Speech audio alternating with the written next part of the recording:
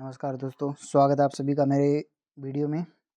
आज हम मध्यकालीन इतिहास से संबंधित छठा भाग लेकर आए हैं। तो चलिए शुरू करते हैं। हमारा पहला प्रश्न है, बंगाल में अकाल किस गवर्नर के समय हुआ था? तो इसका सही उत्तर है ऑप्शन डी, कार्टियर के समय। अगला प्रश्न है, प्लासी की लड़ाई में अंग्रेजी सेना का नेतृत्व किसने किया था? तो इसका सही उत्तर है ऑप्शन ए, रॉबर्ट क्लाइव ने। अगला प्रश्न है, बक्सर के युद्ध में अंग्रेजी सेना का नेतृत्व किसने किया था? तो इसका सही उत्तर है ऑप्शन सी, हेक्टर मुनरो ने। अगला प्रश्न है, बंगाल का द्वैध शासन कब से कब तक चला था? तो इसका सही उत्तर है ऑप्शन सी, 1765 से 1772 ईस्वी तक। अगला प्रश्न है, वर्ष 1798 ईस्वी में लॉर्ड वेलेस्ली द्वारा प्रस्तावित सहायक संधि को स्वीकार करने वाला सबसे पहला भारतीय शासक कौन था? तो इसका सही उत्तर है ऑप्शन बी, हैदराबाद का निजाम। अगला प्रश्न है, भारत का प्रथम गवर्नर जनरल व वायसराय कौन था? तो इसका सही उत्तर ऑप्शन बी, लॉर्ड कैनिंग। अगला प्रश्न है, तीसरे आंग्ल मैसूर युद्ध को रोकने के लिए टीपू सुल्तान ने अंग्रेजों के साथ कौन सी संधि की थी? तो इसका सही उत्तर ऑप्शन बी, श्रीरंगपट्टम की संधि।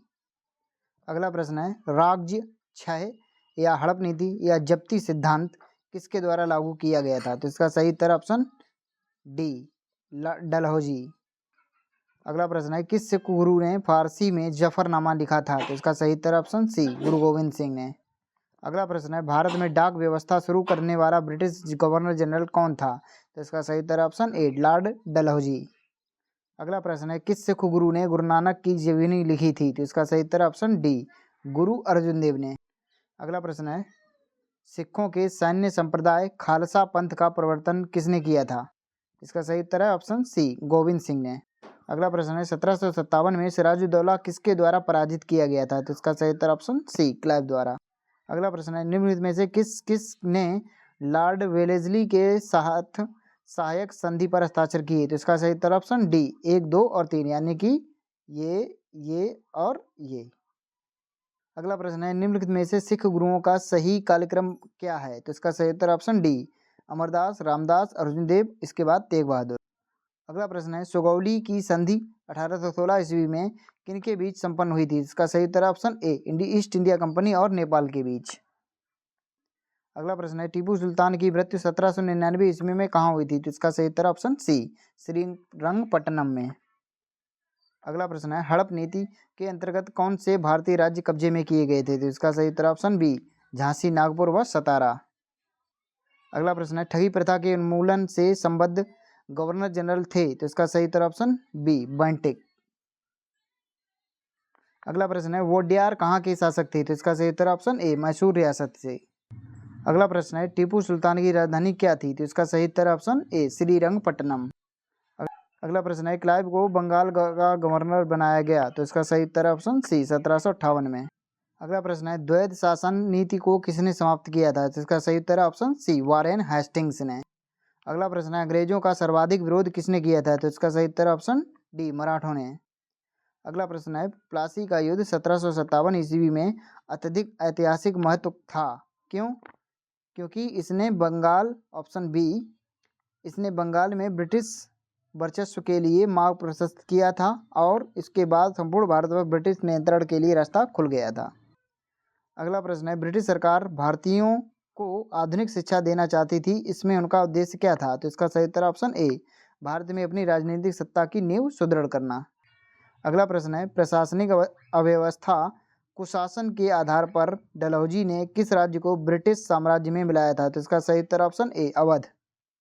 अगला प्रश्न है, आदि ग्रंथ किसने संकलित किया था? तो इसका सही उत्तर ऑप्शन सी, गुरु अर्जुन देव ने। अगला प्रश्न है, भारत में आधुनिक शिक्षा प्रणाली की नींव किससे पड़ी? तो इसका सही उत्तर ऑप्शन बी, 1845 के मैकाले के मिनट से। अगला प्रश्न है, निम्नलिखित का सही कालानुक्रम क्या होगा? तो इसका सही उत्तर option B, 1, 2, 4, 3। Robert Clive, Vansittart, Cartier और वारेन हेस्टिंग्स। अगला प्रश्न है, भारत में ईस्ट इंडिया कंपनी की सफलता का राज क्या था? तो इसका सही उत्तर ऑप्शन डी, तीनों ही आंसर इसके सही हैं। अगला प्रश्न है, भारत में निम्न वायसरायों में से किसके काल में अगला प्रश्न है, भारत में निम्न वायसरायों में से किसके काल में Indian penal code, civil procedure code और क्रिमिनल प्रोसीजर कोड पारित किए गए थे? इसका सही उत्तर है ऑप्शन सी, लॉर्ड कैनिंग। अगला प्रश्न है, निम्नलिखित में से ब्रिटिश सरकार का वह गवर्नर जनरल कौन था जिसने भारत में डाक टिकट शुरू किए थे? इसका सही उत्तर ऑप्शन ए लॉर्ड डलहौजी। अगला प्रश्न है, सती प्रथा का अंत करने तथा ठगी को समाप्त करने का श्रेय किसको जाता है? तो इसका सही उत्तर ऑप्शन बी विलियम बेंटिक। अगला प्रश्न है, निम्नलिखित में से अवध के स्वायत्त राज्य का संस्थापक कौन था? तो इसका सही उत्तर ऑप्शन बी सादत खां बुरहान उल मुल्क। अगला प्रश्न है, निम्नलिखित में से किसने मीर कासिम तथा शुजाउद्दौला के साथ मिलकर अंग्रेजी ईस्ट इंडिया पर युद्ध घोषित किया और वे बाद में बक्सर के युद्ध में अंग्रेजों से पराजित हुए? तो इसका सही उत्तर ऑप्शन डी शाह आलम द्वितीय। अगला प्रश्न है, ईस्ट इंडिया कंपनी और बंगाल के नवाब के बीच जब प्लासी का युद्ध हुआ उस समय मुगल सम्राट कौन था? तो इसका सही उत्तर ऑप्शन बी अजीजुद्दीन आलमगीर द्वितीय। अगला प्रश्न है, ईस्ट इंडिया कंपनी के नेतृत्व में रॉबर्ट क्लाइव का उत्तराधिकारी निम्नलिखित में से कौन था? तो इसका सही उत्तर ऑप्शन सी वॉरेन हेस्टिंग्स। अगला प्रश्न है, नवाब सिराजुद्दौला एवं ईस्ट इंडिया कंपनी के बीच संघर्ष का प्रमुख कारण था? तो इसका सही उत्तर ऑप्शन बी अंग्रेजों ने व्यापार छूटों का दुरुपयोग किया था।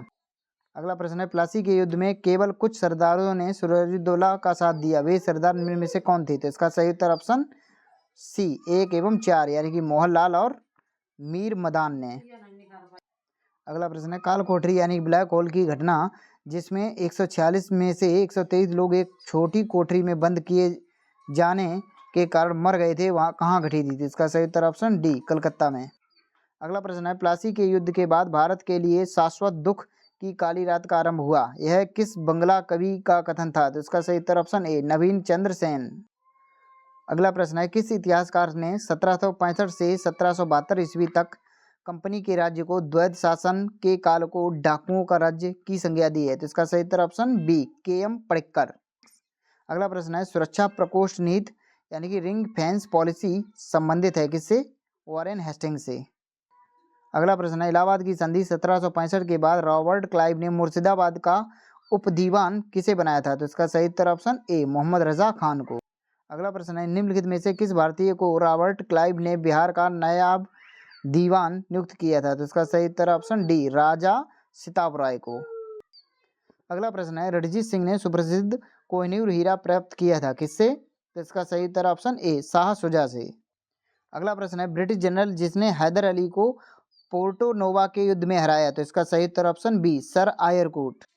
अगला प्रश्न है, महाराजा रणजीत सिंह के उत्तराधिकारी थे? तो इसका सही उत्तर ऑप्शन बी खड़क सिंह।